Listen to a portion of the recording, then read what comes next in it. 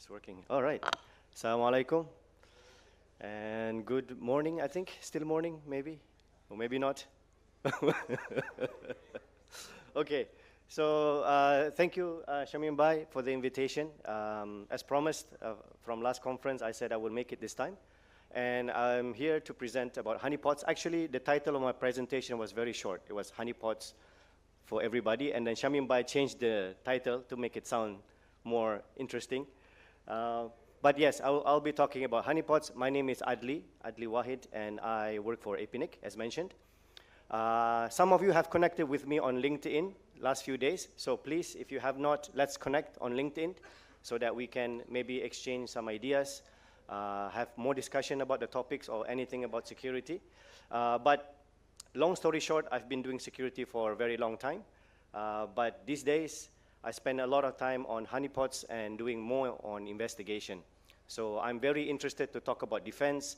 I'm very interested to build community who share information about threats. I'm also interested to build more people who can do analysis, not just use tools or technology, because I think security is very critical, and we have to know how to do it ourselves before we start buying solutions and plug it into our network. So I'm happy to be back in Bangladesh. I have so many friends here, and excited to meet some new ones. So what are we going to be doing today? This is more like honeypots part 2 from my previous presentation, but I want to cover a few things. I want to talk about honeypots, yes, but I want to demystify what a honeypot is. I find that honeypot is still one of the technology that everybody try to avoid. It sounds like a research project, but it's actually very useful for securing infrastructure, securing organization, and it's very easy to do as well. Hopefully, I can convince you to deploy some after this presentation, and you don't have to actually spend a lot of money on it. So the talk will also focus about honeypots for defenders. So if you are in security, I know a lot of you like to do bug bounties and red teaming and all of that, but there is some of us who do security analysis. Honeypots is a treasure of information for improving your capabilities in doing analysis and investigation. There's a lot of data that is available for free, and it's real-time data as well. It's not something that you have to beg or ask someone from. You deploy a honeypot, that honeypot starts collecting data. That's the data that you use for your analysis. So if you want to increase your knowledge and your capability in doing security analysis, honeypot is the solution for you. But also at the same time, if you are responsible for securing your organization, you have firewalls, you have antivirus, you have multi-factor authentication, you have patch management, then think about how honeypot can fit into your environment by thinking about some security scenarios. So I'll talk about that as well. And last but not least, I have to talk about a bit about our project, APNIC HoneyNet project, in case some of you are interested to do some research. Just to make sure, honeypots in this presentation has nothing to do with honeys or bees, right? This is technology that we are talking about. So what is it in a nutshell? As you know, honeypots are systems that we deploy, or digital artifacts, because we also have honey tokens, to attract adversary. The goal is to attract attackers. That's the main goal, right? Why? Because we want to know their presence. We want information related to their attacks. Simple as that. I mentioned earlier that honeypot is a system because sometimes it is not enough to just deploy the honeypots. You need to build systems around it for collecting logs, for processing, for threat intelligence. The previous presentations talking about IOCs to compare our data with IOC databases and all of that. So to say that honeypot is simple, I might not be telling the truth. It can be more complex or complicated, but the concept is quite simple. That's the main point. And there is more than one way to deploy or run a honeypot. So I've been doing this for more than maybe 15, maybe close to 20 years. So I know a couple of ways of doing it, but I also know other people who are deploying honeypots in different ways, right? Two things to know about honeypots if you are interested in deploying it. One is a research honeypot that we put on the internet. Something with a public IP address, put it out there. In less than 2 minutes, it will be attacked, right? In less than 2 minutes, it will be attacked. However, this is a system useful for research because you're going to get a lot of traffic, a lot of junk, a lot of scanning activities. It's useful for research, but it is not so useful for defending your own network. To defend your own network or your organization, you want a honeypot inside the office network, right? Inside the infrastructure. So 2 types of honeypot, one for research. Like I said, we put it everywhere, campuses, universities, on the internet. But if you want to see what's going on inside your network, you put it inside the network, right? So this is the part that is very important. So 2 objectives, learning and research. Of course, as security engineers, security researcher, we always want to learn new tricks, new tactics. Even sometimes we can learn from all attacks as well. But internally, the key word is detection. I want to know if an attacker is already in my network, and therefore I can take some action. The key thing also to remember that a honeypot by itself has no value. There's nothing valuable there. There's no data, there's no production information whatsoever. So by right, nobody should be touching it, right? There should not be any activity. However, the moment that we see some activities, that's when we react. That, because it's suspicious. Like, why would anybody access a honeypot, right? Is it misconfiguration? Is it an actual attack? Is someone trying to scan? So you don't lose anything if the honeypot is under attack. In fact, you want the honeypot to be attacked, right? However, if it's quiet, then it's okay as well. Maybe there's no attack in your network yet, or they know that you're running a honeypot. That's another scenario. So external honeypot, I had some free time this morning. I made some nice diagrams. So this is your network with your assets. If you want to do external honeypots, you put it somewhere on the internet, buy a VPS, $5 or $3, put it on the internet. Or if you have system at home, you can point traffic to your honeypots. Then you can start collecting things for free. It doesn't require a lot of resources. In a lot of cases, these are Linux-based systems, and we have some software that do some emulation and interaction. And the goal is to just listen passively, wait for incoming connection or attempt. Another scenario, you have the honeypots inside the organization, inside the network itself. And basically, the assumption here is that my network should be safe and clean, and therefore I should not be seeing anything on the honeypot. Yet, if you see something on the honeypots, something is wrong in your network. So you better have a look. You better check, and so on and so forth, right? So maybe some of you have heard that in security we talk about defense in depth, right? Yes, that's kind of true, but I also think about defense in diversity, like we diversify methods for detection. We have firewalls, we have IDS, we have antivirus, we have logging, we have security monitoring, and yes, let's put in another thing, which is called a honeypot.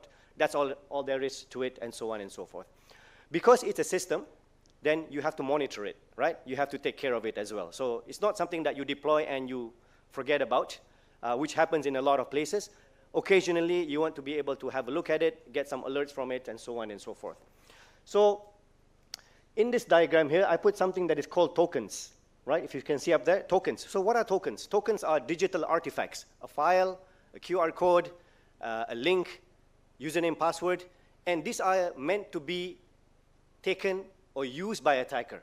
So honeypots, generally, when we talk about honeypots, we're talking about systems, but when we talk about honey tokens, these are digital artifacts, right?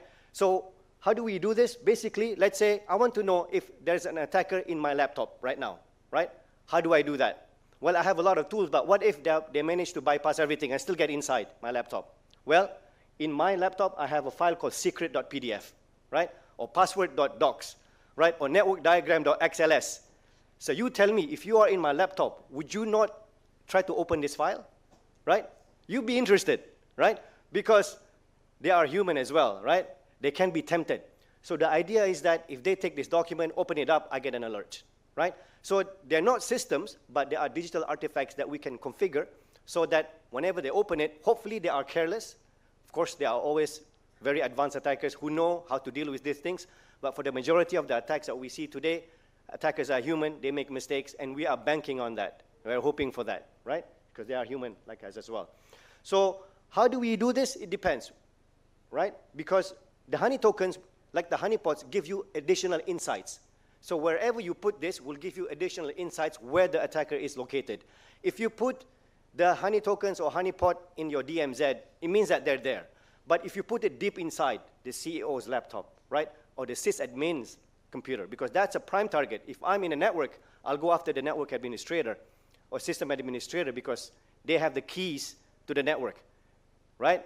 I will not be messing around with the firewall. I go straight directly to where I can get data, get information, and so on and so forth. So when you deploy honeypots or honey tokens, you have to think about all these scenarios, right? It's not a typical security solution where you buy a firewall, you put it in, okay, let's see what happens. But basically, you have to craft a plan, where to put this, what are you trying to trap, and this means also you know how attackers work, right? So you study their techniques and tactics and so on and so forth. So yes, honeypot and honey tokens are passive technologies because they don't really do anything active, right? They just wait and lay quietly. But the way it is done shows that you are proactive about security. So this is the proactive element about honeypots, because when you have a honeypot, you have an intention of trapping the attackers, right? So in today's security world, people talk about deception technologies or decoys, right? Or deceiving attacker. This is basically what it is. So you have intention where to trap the attackers. You also know your network really well so that you know where are the critical parts of the organization where you can deploy the honeypot. And then most importantly, if you are in security, you should be able to anticipate the attacker's next move, right? They will come in first, then what? They will scan the network. Then what? They will do this. Then what? They will copy data. Then what? They will take data out. And then what? They will maintain a backdoor, command and control. So we anticipate all of the movements and all of the activities, and we can design our honeypot to detect some of those activities, right? So it is not something that is done where you set up, deploy, you know, mission accomplished, I have a honeypot, but you think about it as well. Last but not least, before I go further, when we deploy a honeypot or a solution like honeypot, there are a few characteristics that you have to think about. One is deception. You want to deceive the attacker into thinking that this is a real system, right? So there is no point, for example, if you are in the data center and suddenly you have a honeypot that looks like a printer. Maybe that doesn't make any sense, right? Of course, some attackers might fall for it, but it doesn't make any sense. So maybe you need something that looks like a firewall or an appliance or something like that. So deception is very important. The second thing is discoverability. You want the honeypot to be discovered, right? It has to have an IP address. It can be pinged, right? It must be like sitting somewhere very obvious that attacker will be tempted, right, to touch it or to connect to it and so on and so forth. So there is an element of social engineering here as well that we think about. There is a bit of interactivity, right? In a lot of cases, you don't need this too much because once they touch it or they try to connect to it, it's game over for them. We know that they are in the network. However, sometimes you want to make things a bit more real.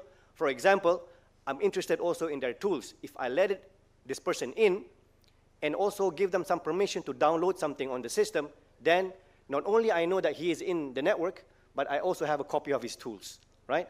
So then we can do some reverse engineering or we can do some further analysis and so on and so forth. And last but not least, you must monitor your honeypot, right? So that's because that's the whole purpose of doing this whole thing. In 2005, when I was running my honeypots back in the days, I'm not sure if you guys remember an old virus. All of you look very young, so maybe you don't remember any of this. Or maybe you were not born yet. I don't know. There was a virus called Zotob, right? It was in Malaysia, and we read about this on the internet, right? Fortunately, there was internet back then. But the question was, are we affected? We hear about this. It's in Europe somewhere.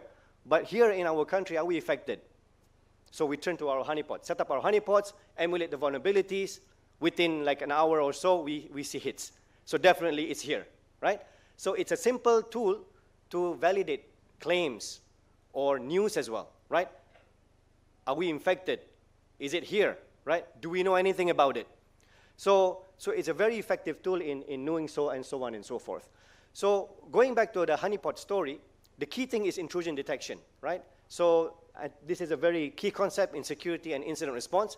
If you're not able to detect, you will not respond on time. You will respond, but maybe when it's too late, right? So we need to know that and so on and so forth. And in intrusion detection, the assumption is one of the security controls will break down, one or more, right? So it could be firewall or IDS or AV because a lot of them are rule-based. So maybe they don't know anything too much about the attack, and therefore the attack passes by, number one. Number two, maybe the attack looks like a normal traffic, right? So the firewall allows it in, but then that normal traffic is actually copying data in and out of the network. So we need something extra that will detect attackers' activity within our network. And as I said earlier, intrusion detection leads to remediation. All right. So attacker in your network, right? Somehow they get in, one of the laptops, somebody take laptop home, install a game, got infected. Now he brings it to the network, right? So technically, they have bypassed the firewall by actually bringing the laptop inside the network physically. So you have an infected machine on your network, hackers have access to it. What's the first thing that they're going to do once they are in, right? That laptop has nothing valuable.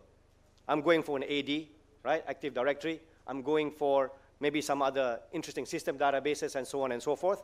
How will they know where the systems are? They have to scan it, right? They have to scan the network. So whether you like it or not, attacker, once they are inside, they have to scan the network. There is no other way. So we are banking on this activity that they will actually do it on your behalf, right? And we put somewhere in there, right, a bunch of servers, but one of that is a honeypot. So they will try to connect to it or scan to it, and we get an alert. Simple as that. That's the whole point, and that's the whole goal, right? If your honeypot never gets scanned, it means two things. There's no attacker in your network, or attacker knows that it's a honeypot somehow, right? So what does that mean? We need to put more honeypots, honey tokens in everywhere, right? So they will trip over it at some point. So one honeypot is not enough, right? So we need a strategy for it as well. I mentioned this earlier as well. They managed to get into a server. So somehow we haven't detected any of their activities, but in the server I have all interesting files. For example, finance report, password, and so on and so forth. All of that are honey tokens, right?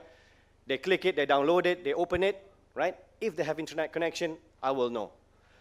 For me, I just need to know that there's someone in my network. I don't need where they are from yet, but just knowing that there's someone else on this network beside us, that's a key thing in detection. So it's very important. So if you use something like canary tokens, you get an email alert like this, right? This one was generated from a QR code on the computer. Someone was curious, scans it, then we get an alert, and so on and so forth. So very interesting concept.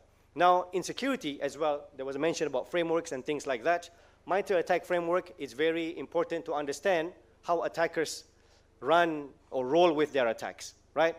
Which means that before an attacker achieves their ultimate objectives, they have to do multiple things, right? Scan, get inside, execute some code, evade detection. So they have to do a lot of things.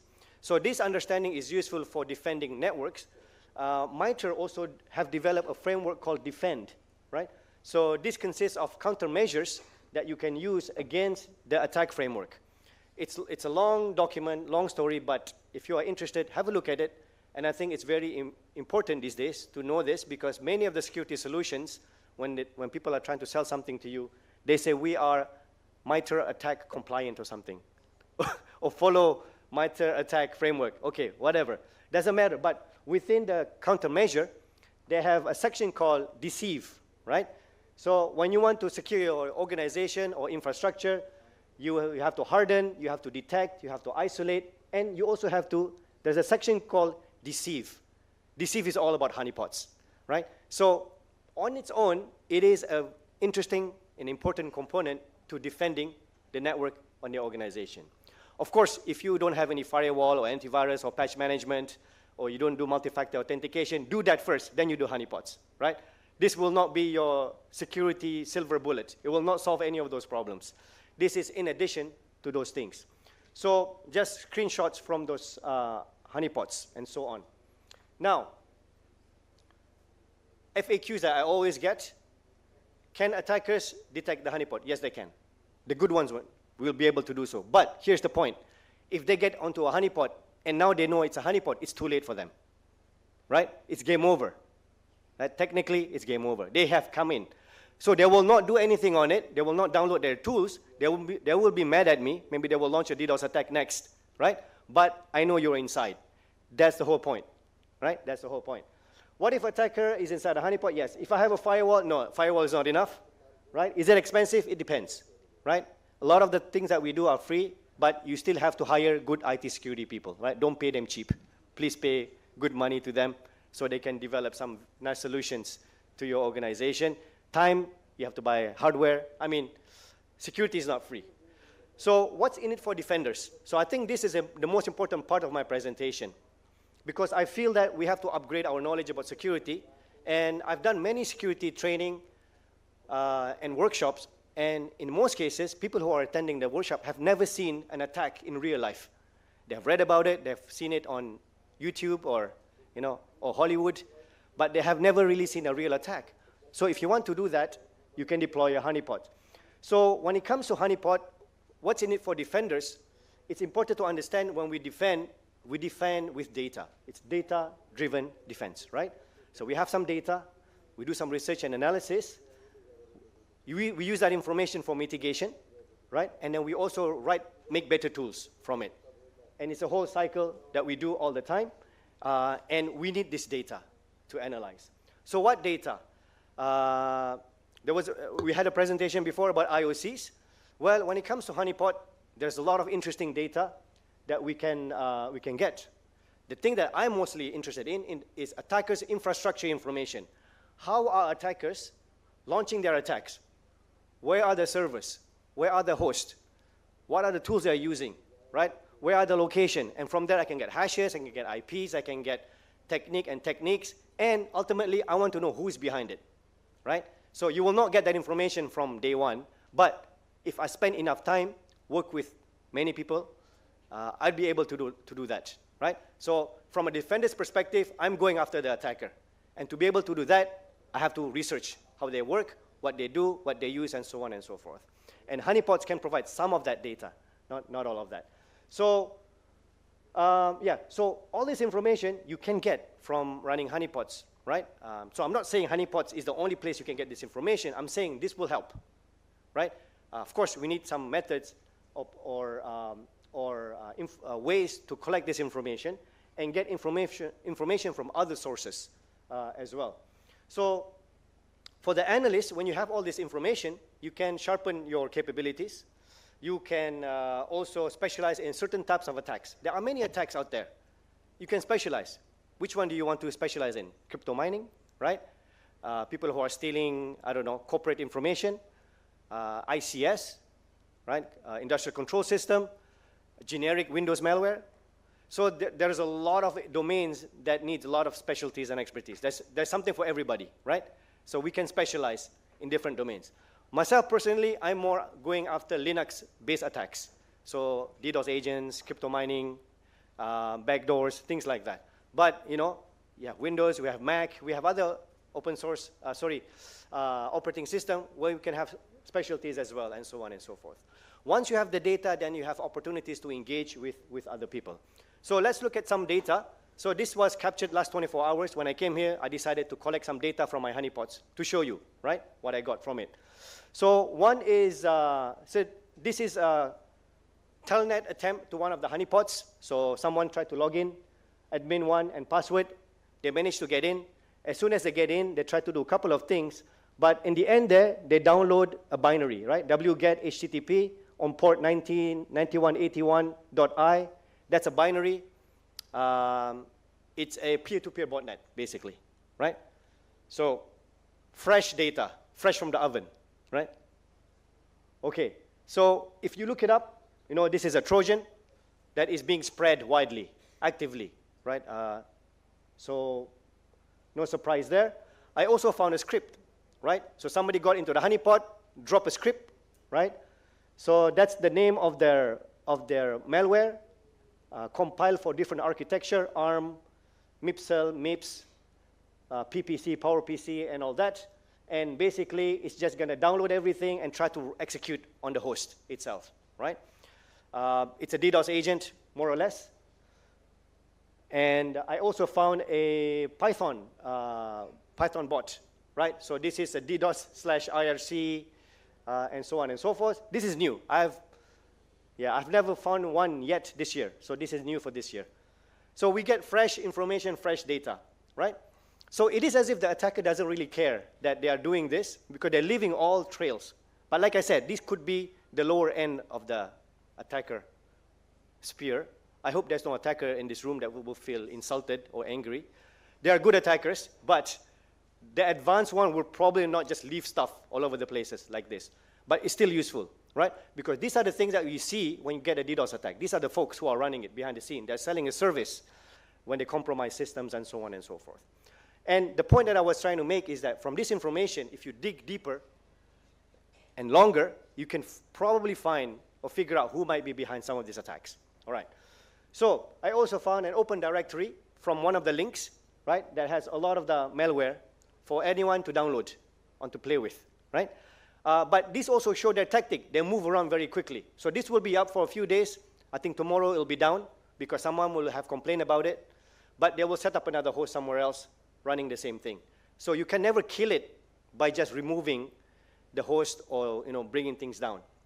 So they're going to keep on moving around and so on and so forth. So that's just in the last 24 hours. So for me as an analyst, of course, I've seen all of those before. But for someone new, just in the last 24 hours, you have like artifacts that you can actually play with right there, right? Train yourself to go after these documents. But for long term, right? For long term, if I'm interested in just looking at miners, right? Crypto miners, attackers who go after servers, all they want to do is share your resource, right? They don't want to do any harm to you, right? But they just want to use your CPU power that you don't use too much, right?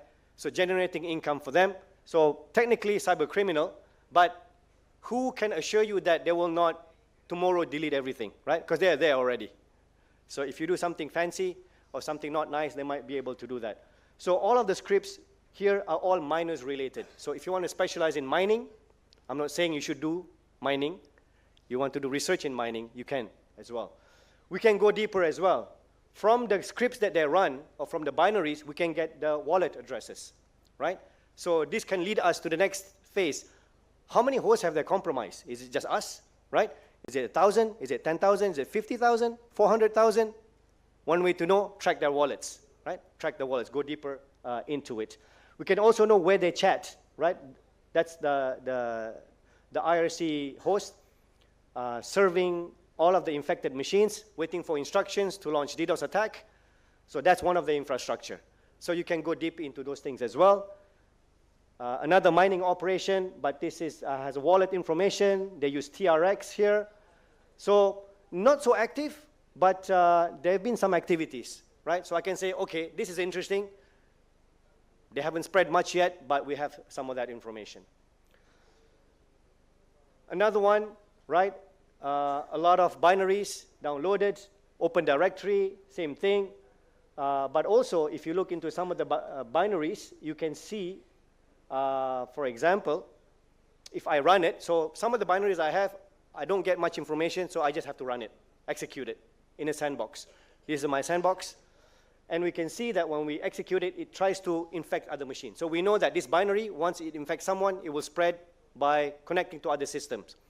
So this is very active. We have that information. But also, they use IRC chat on port 7000 unencrypted. So we know how they communicate with command and control as well. And if you have free time, you can join their chat, command and control, see what they do, and so on and so forth.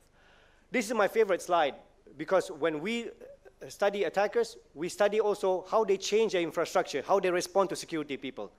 So sometimes we think as security people, we're like superheroes, right? We save everyone. But you may not realize when you do something, the attacker will react as well. So this is a very good example of them changing their command and control. For many months, they were using one or two. Over time, people complain, reports, and all that, right? So suddenly, no activity. And we thought, yes, we have won, right? 24 hours later, it's back up again. They just change infrastructure, right? Change. So this is a long-term game, especially for those who are doing defense. There's a lot of interesting stuff to be picked up here. Same story, another botnet, but using Perl, crypto miner. So you can see they change their infrastructure and how they distribute the file over time. And this is information gathered over 15 months, right? I'm still watching this, still active. We cannot kill it somehow, right? So maybe the only opportunity is to actually catch the person. Then it will die. But until then, they can still move around and so on and so forth. That's the nature of cybercrime today, right? They move around very quickly because it's very easy to do so. So takeaway for defenders, so this is an area that I think sometimes gets overlooked because you learn from real data, right? And from here, you expand your knowledge by using tools, you get to know people, you get to know other researchers who are doing some work, you exchange information, and you start talking to one another, and hopefully, over time, you can put stop to a particular attack. We're not just watching an attack or responding to it. We are really going after it, right? So that's a different concept, I think, that sometimes don't get discussed very much in security conferences. But if you're doing this kind of work, trust and ethics is everything. I'm getting real data. What is stopping me from actually going in that server that was hacked? Because I know how to get in there, right? What is stopping me from publishing on my blog right now? Oh, I discovered, 50 IP addresses from Bangladesh participating in crypto mining. I can get fame for myself, but that's not the right way to handle this, right? I should report it to maybe BD-CERT so that they can do something about it before I publish something about it.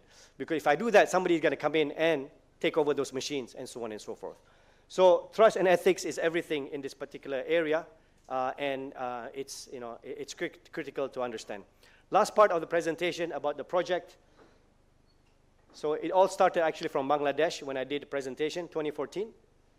Anyhow, long story short, it has grown to 200 sensors, now about 400 coming up this year. The point that I want to make here is that this is a really massive HoneyNet collection, right? So I have tools, I have data collection, automation, and all of that. So just to share with you, if you want to do this kind of work, you have to master the sysadmin side of things as well, because you're going to deploy, collect, analyze, and you want to be able to do that automatically. I'll show you my very fancy diagram, how this is done, right? Lots of sensors. There's a project called CHN, Community Honey Network, open source and free, right? Collects data, process all those data with Logstash, sends the data to Elasticsearch. Once it gets to Elasticsearch, then I can create alerts, Slack, a lot of bash script, sandbox, backup, monitoring. I have daily feeds, right? I also send data to our internal project called Dash, and so on and so forth. So from the sensor, from the honeypots, collect data, process, analyze, process further, and then come up with some reports. And we also base a lot of our training on the real data, and so on and so forth. Anyhow, so this is something that you can do as well. If you're doing honeypots internally, you can actually build and grow it slowly. But you have to have like a strategy as well on how you're going to collect information. All right, so I'll skip those things. We have dashboards and all that. I can show you during the break if you want. But in summary, what I want to share with you is honeypots are often underrated, right? People are like, oh, it's not a real security solution. It is, right? It has value for defenders especially. It complements other things. Two things, right? It's intrusion detection and it's for research. So either way, it's useful for you. So I highly recommend that you look at this or take a look at this seriously. If you deploy a honeypot today, I think, there's nothing to lose. Like you will get something, gain something from it as well. So with that, I will end my presentation. Hopefully you have learned a thing or two new. But more importantly, feel free to contact me to discuss further, because normally this is like a 3-day course. Right? So this was a crash course on honeypots and what we do. But I'd love to talk to you more about attacks, attackers, honeypots. So feel free to connect and reach out. Thank you so much for the opportunity, and I'll see you around. Thank you.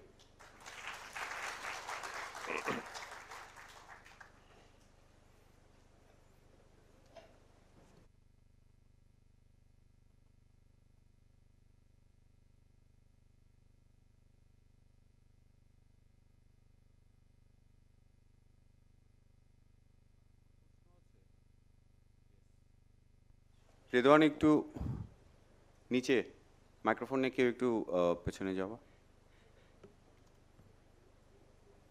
Konate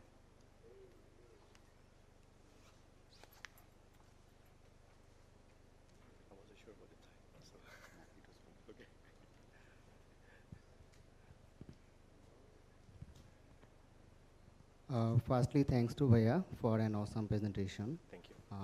My question is, I have deployed honeypot and also put a trap for attackers. So So if the attacker downloaded my file with the canary token, so let's say he opened it or she opened it in offline mode. So will I get any alert or any alarm for it, or is there any way that someone downloaded it and I get an alarm? So no. So short answer is if there is no network, right, or he blocks it, or he or she blocks it, because it could, then no way. So unfortunately, we rely on the internet for some of this technology, so you can't detect. But, and therefore you have to think of some other ways of doing it, right? Maybe, you know, giving them more tokens in other places, and hoping for them to make that one mistake, one day sometimes, yeah? So that's a short version of it. However, I have seen also, especially in cybercrime operation and investigation, where once we have identified the group that is doing it, we don't rely on tokens anymore. The law enforcement agency sometimes will send someone to join the group, right? So more physical investigation. So when what I want to say is that for doing investigation, internet or e-investigation is one way, but don't forget we can also physically access that attacker using some other techniques. Thank you, man. Yeah.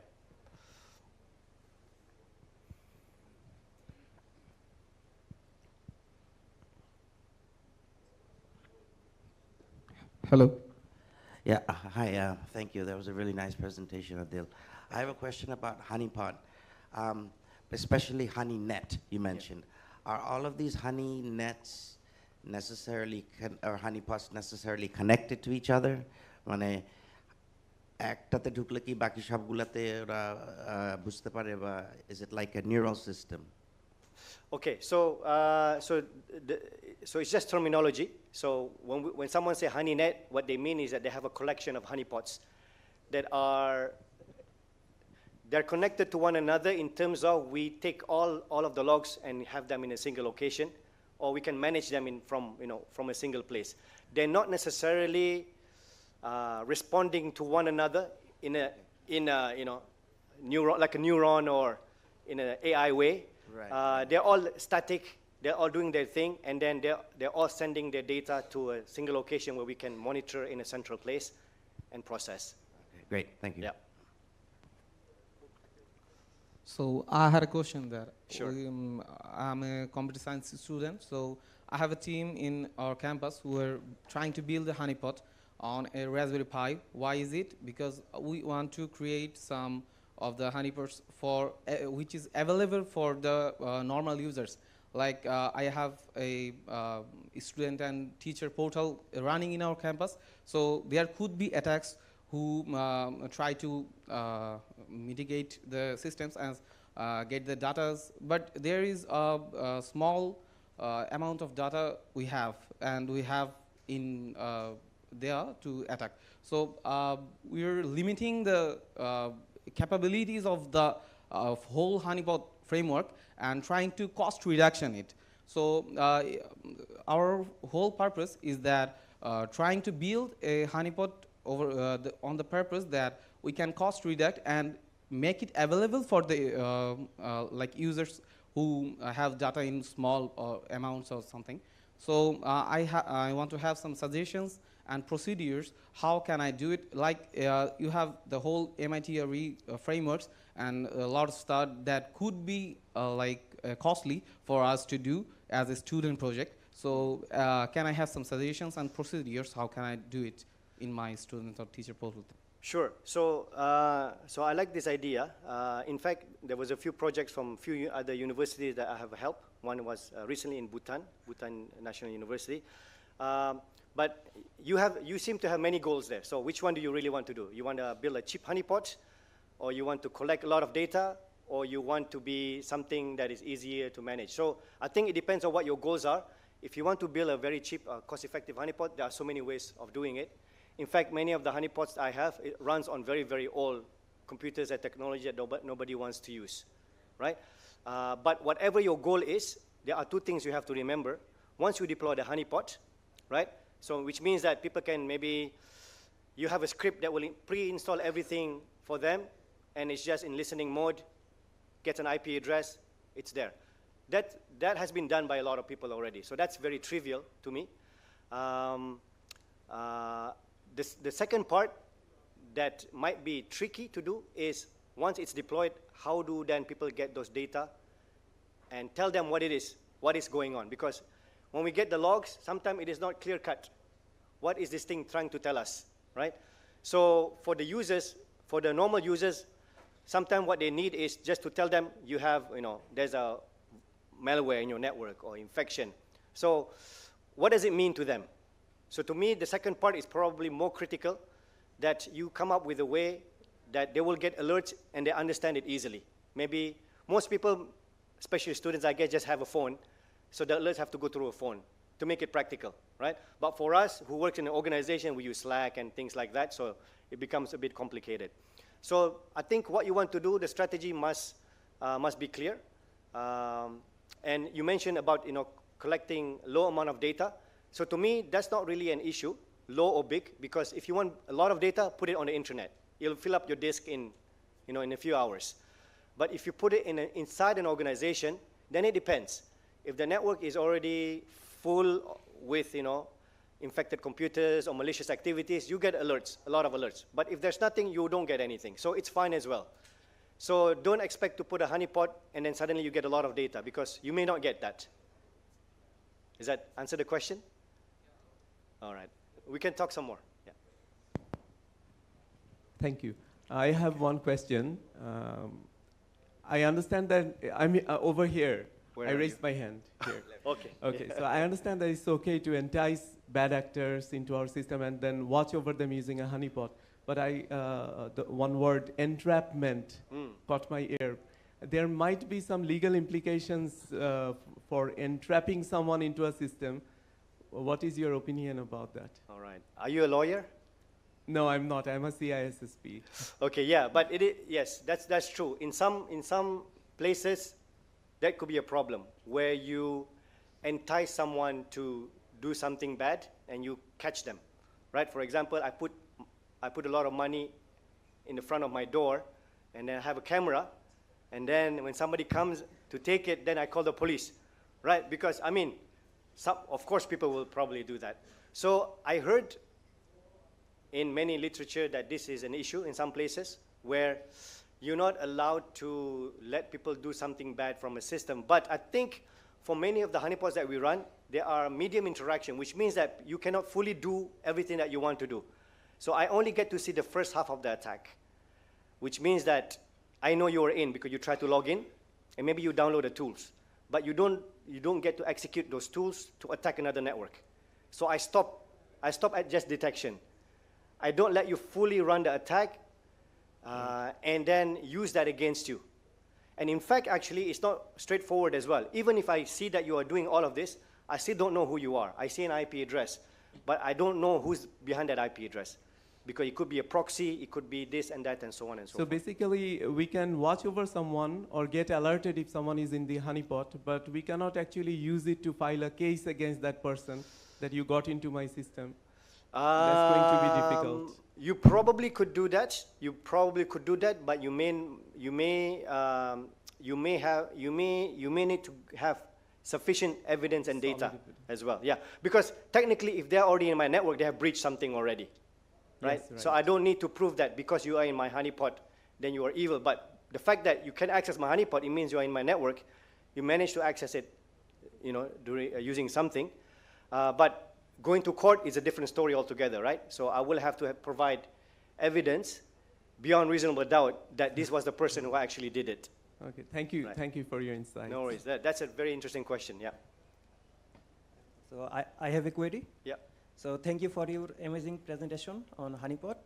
So my query is, honeypot is made to be attacked, right? So if I keep honeypot inside my network, attackers are attacking, and if in case of lack of monitoring, if attacker can leverage into the honeypot, he can move laterally in my whole network, right?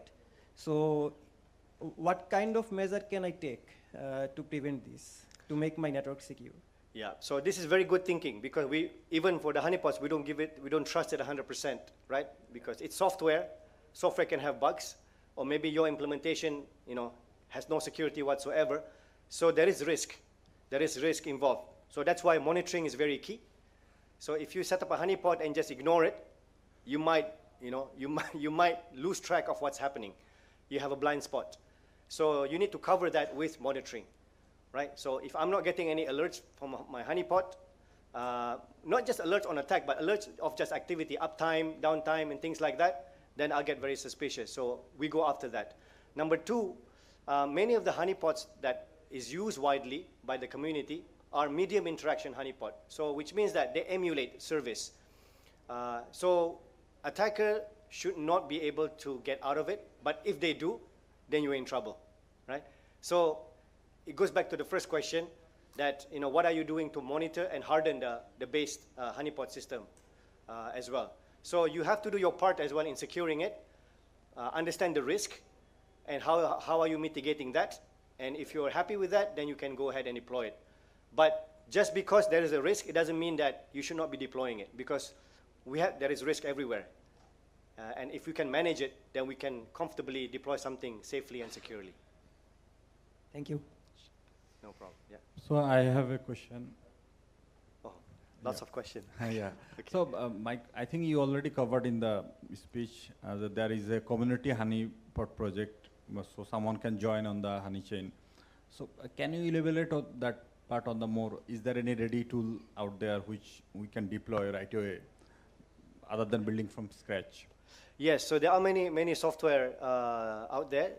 So the one that I use is CHN, Community HoneyNet Project. So it's basically like a framework with some ways to automate deployment and using multiple different types of honeypots, and that you can deploy on a single host and then get data back. Because I think that's basically what you need: deploy a honeypot and retrieve data from it automatically, and deploy many honeypots. So that framework provides that. But also there are many standalone projects that you can actually try. And yes, if you need more information, I think I can help you. Just come to me. I can discuss more. Imtiaz Bhai here is also famous honey potter. I think that's what we call ourselves. Yeah. So he's a honey potter as well. Yeah. Thanks for the introduction. I'm here, so. Yeah. So talk to him. Yeah. Yeah. I'll be here. Yeah. And he knows about my project really well as well. Yeah. Last question, Ebo. So my question is, through honeypot, we identify the persons through IP address. But when we try to trace back the IP address, we couldn't able to find out the user, because they use either the ISP address, and then we couldn't find the host, or they compromise the other systems. And then when we try to find out the geographical location, then we even could not able to find out.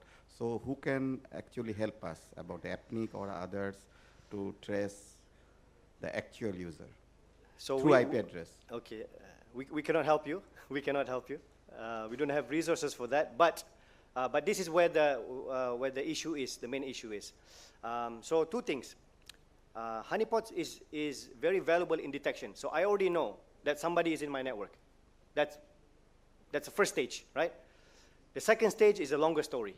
If you want to do investigation, then that's another domain on its own. There is collaboration. There are communities of people who are doing research on certain attacks and attackers. And if you can find them, so we know some of them, and if you have some data and some information, they might be willing to share what they find as well. And normally this happens among the CSIRT community, because they look after many attacks. Maybe there are elements of law enforcement as well, because they may get complaints from somebody about some attacks. They have some piece of information. The challenge is how to get everybody who has a bit and pieces of information to share the data. So we can help you to connect with other people, but we cannot help you to tell who is behind this IP address. But you know where the packet came from through the routers and which network they're passing through. Yeah, we can know that. That's easy to know, but you cannot really tie a person to an IP address. Right? That's number one. Number two, an advanced attacker will probably use something like Tor or VPN. So they will hide their communication. So it will take a long time to go after a system to another to get that, right? There are some other techniques where you can shortcut and try to just get actors to talk to you, right? Sometimes, that's why you see in some investigation, law enforcement actually try to participate in the group itself, selling things, right? Just to get to know who's behind it, and so on. Because IP address is not so reliable in actually tracing people. It gives you some idea, but I think don't make the mistake of, okay, just because I cannot know who's behind this IP, then I will not use honeypot. That's not the point. The point is honeypot is useful for detection, but if you want to go deeper, there's a longer story there. Lots of analysis. Thank you. All right, I think I've used up my time. Thank you, everybody, for your questions. Thank you, Adli Wahid.